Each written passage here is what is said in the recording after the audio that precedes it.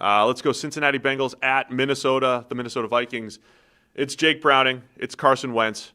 Vikings favored by 3 here, over under just 42.5 from our friends over at FanDuel. Of course, the story here being J.J. McCarthy getting hurt last week for Minnesota, Joe Burrow getting hurt for the Bengals. And so it's the first backup quarterback matchup of the season. Beautiful. Just what everybody wanted, Jake Browning versus Carson Wentz. I made the statement yesterday, Carson Wentz might be better than J.J. McCarthy right now. Remember, interpret this properly. This wasn't I would want Carson Wentz starting over J.J. McCarthy for Minnesota, but, rolling them out there for this week, Wentz might be the better option until J.J. develops. And so is this actually true? I said it yesterday, and it became, we threw it out on social media, so everybody knows now what I think. But Carson Wentz, he's been a backup these last couple of years. But you're asking, can you go out there, run the offense, get the ball to your playmakers? I think Wentz can have some success and be the next veteran success story for Kevin O'Connell. Yeah, I mean, look, the Carson Wentz thing is going to be very interesting to watch. The first and most important element, though, I think, is whether Christian Darasaw is back for this game or not. It looks like he's trending to be back, but that's still an open question at this point. The Vikings need Darasaw back, whoever the quarterback is. Without Darasaw, who is a top 5 offensive tackle, maybe even better than that, they go from having an elite left tackle to having an absolute turnstile left tackle. That Justin School got hurt, and so it'd be Walter Rouse. Yeah, and it's like... and Trey Hendricks, that would be one of those, unless the Vikings gave legitimate help every single play. Hendrickson's the type of guy who turns the corner and finishes. Like, you could be talking about a 4-sack game here from Trey Point Hendrickson. is, Darasaw is the only guy they have on the roster that can block him. And even then, he's going to have his hands full, particularly coming back off an injury.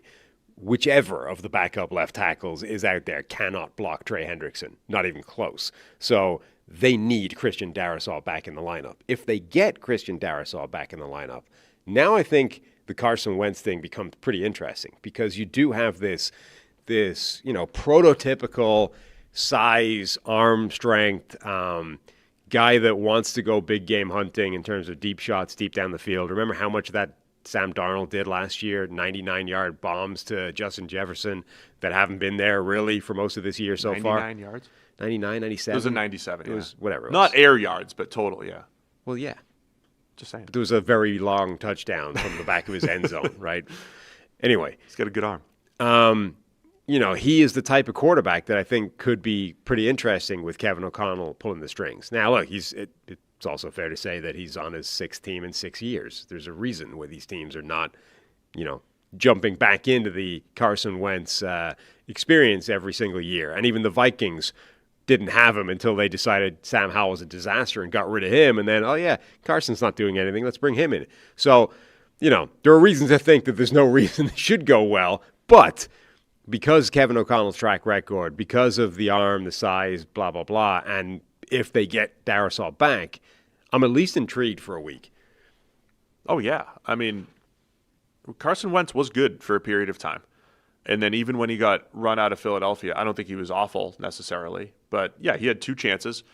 And even then, it's a different mindset now, right? Like, a lot of the criticism around Wentz at that time was like, once they drafted Jalen Hurts, he sort of fell apart mentally because he couldn't handle the idea of like, I'm supposed to be the guy, and now I'm being challenged. Like, what is that? Like, he just went to pieces. Now, even with the most delusional self-confidence in the world, Carson Wentz must be aware that his current position in the NFL is you're a backup, and if you get a chance to start, that's a great bit of luck that bounces your way. I know we make fun of backup quarterback matchups all the time. I do think we're in a golden age of backup quarterbacks, Sam. I mean, look, if you're going to have a quarterback backup matchup, this is about as good as you could want. It is. We have 2 guys who have had a lot of NFL success. It's not you used to make Matt Castle's in media now, and we cross paths with him. There was a point in his career where you were like, listen, we know what you are, Matt. If you're a team, you probably shouldn't have Matt Castle as your back. I'm sorry, Matt. Matt's a nice guy. You shouldn't have Matt Castle as your backup. It's probably not going to go well, right? There was a point where the backup would come in and really didn't have a great chance of success. Yeah. The Carson Wentzes and the Jake Brownings and Marcus Mariota, who we'll talk about in a little while here, have Kirk Cousins as a backup. Like, there's plenty of viable starting caliber players, low-end fringe starters that are backups right now. I think that's what we're going to see in this game. So I don't think it's this throwaway game. And nothing against, Tommy DeVito. Cutlets. Nothing against Cutlets, but, he had a couple good games, but it's like, He's got his own progressive. Are you going to sustain it? Of course he does. He's an Italian-American hero. Can we get me in the Hall of Fame there? I mean, he's benched now. I think he's lost a little bit of the shine. I think it's time. Like, I'm still working, Yeah. Tommy's not. It's time to get me. Tommy's on the Hall of Fame, right? It's his agent. Yeah, but Tommy's destined, He's on the way? Yeah. Okay. He had that run. Did he get in for just being a backup in the NFL for a bit? He was a starter. Yeah, that's true, I guess. He was a starter. He'll get in. It's my turn, though. It's my time. Anyway, I think it'll be a good game, is what I'm trying to say. Carson Wentz and Jake Browning. It might be. And Wentz, when Wentz went to, so he left Philadelphia. He had 2 starting stints, one with the Colts, one with the Commanders. With the Colts, they had a pretty good offense that year. They had a pretty good offense. They blew it in Week 18, which they've done many times through the years with a playoff opportunity there, and they wanted to get rid of Wentz. Like, there was a little bit left wanting there from Wentz, and I think the Commanders felt that as well, right? There was just a little left wanting there. But we're talking about in a 3-week stretch here, or three-week setting. Can Wentz go out there, get the ball to Justin Jefferson and their playmakers and take care of it? Absolutely. You made the point. The chances are he's better than J.J. McCarthy right now. Better than what we've seen from J.J. Yes. Right? Because 7 out of 8 quarters, 87.5% of the quarters from J.J. McCarthy have been bad. Right.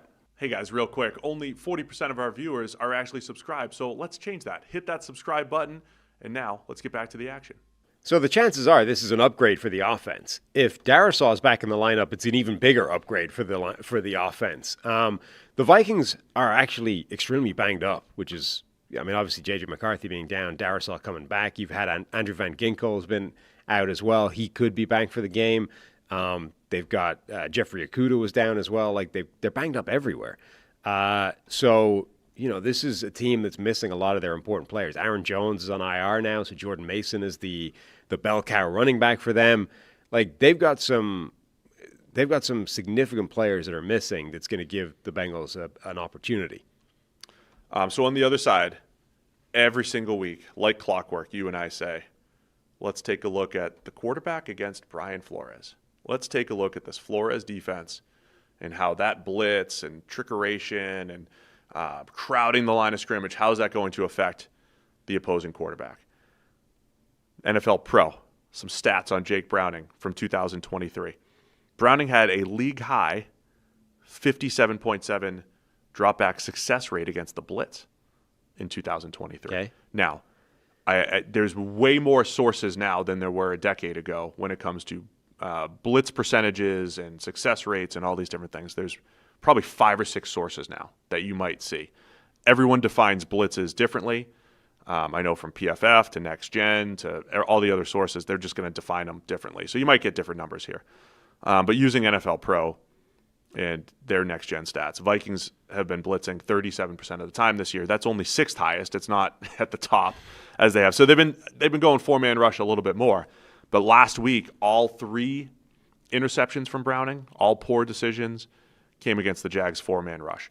So just something to keep an eye on here. He has handled the blitz well, and that coincides with this. What you've been saying is he's going to see it a little bit quicker than Burrow, or at least get rid of the ball a little bit quicker than Burrow, and might actually be more equipped to do that. But Minnesota, with a much improved 4-man rush, the way they've added Jonathan Allen and Javon Hargrave, they have the ability to just, hey, let's just rush 4, maybe have some success against this Bengals offensive line, and make Browning make good decision after good decision in this game. Yeah, we've been talking, look, Browning could spark something in that offense because he's going to get the ball out of his hands quicker than Joe Burrow did, right? And obviously he's not as good a quarterback as Joe Burrow, but he might help the offensive line out, which is a huge part of their problems right now. The flip side of that is, though, he had 3 interceptions last week, and Brian Flores' defense forces indecision, bad calls, just mistakes. So, where does that net out for the Bengals? They may get the ball out of their hands a lot quicker, but is it going to the right place every time he does it? Can he make enough good decisions against this Flores defense for that to make a positive impact for the Bengals? Or is it just you've gone from a guy that understands what he's looking at more often than not to somebody that doesn't as well? and you're just going to turn the ball over too much to win the game. Oh man, I'm looking forward to this game. Backup quarterbacks, but I think there are some fun storylines. I might be overrating Wentz in my head here, who's just been a spot starter. He's been a backup with a couple spot starts these last couple of years. But I think he can at least improve this Minnesota offense in the short term, and then see what happens when J.J. McCarthy comes back and has Darasaw and has more pieces there. We talk a lot about creep back toward average on the offensive line, and sometimes you get down to it and one person makes a massive impact. We've seen Trent Williams make a massive impact at times because of the drop-off to the backup. Christian Darasaw, the drop-off to second and third string for Minnesota has been rough. If he's back, I do think it changes a lot. Yeah, the other thing, so I think they're getting several important players back. Darasaw, I think, is probably trending to play. Van Ginkel, I think, is probably back. I mean, he's an important player for them. Jeffrey Okudah, I think, is likely to be back. And as much as Jeffrey Okudah is not very good, I think having him there is better than not having him there. The other element is, so Darasaw's been down. Ryan Kelly left the last game with a concussion. This is now a relatively concerning history for him with concussions. The important point, though, is Carson Wentz, not only is he probably a better quarterback than J.J. McCarthy right now, he's almost certainly more equipped to help with protection calls, et cetera, without Ryan Kelly in the lineup. So adding that to a rookie's plate would be not ideal.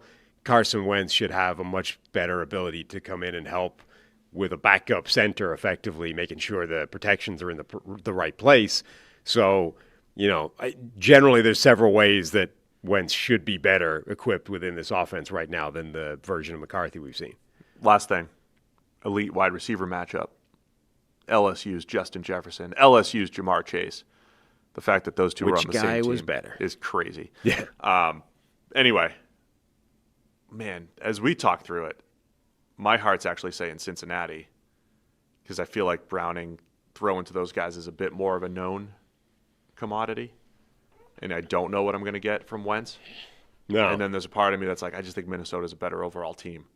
And if you lose the quarterback advantage that Cincinnati had and you just drop a couple backups in there, Minnesota should be a better team here. 3-point game, Minnesota favored. Where are you going to go? I'm going to go with the Vikings. I think that Darasaw coming back is legitimately game-changing for this team, whether or not McCarthy was the quarterback.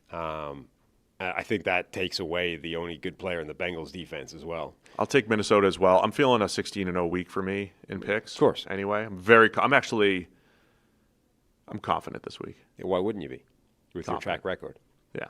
It's like I should creep back to an average, at least. I need a 16-0 season just to get back that. to an average, yeah. Harry's going to take Minnesota here as well. Thanks for watching all the way to the end of the video. Check the Mic is live every Monday, Wednesday, and Thursday, so be sure to hit the subscribe button so you don't miss a thing. And the all-knowing algorithm is convinced you'll also like these videos, and who are we to argue?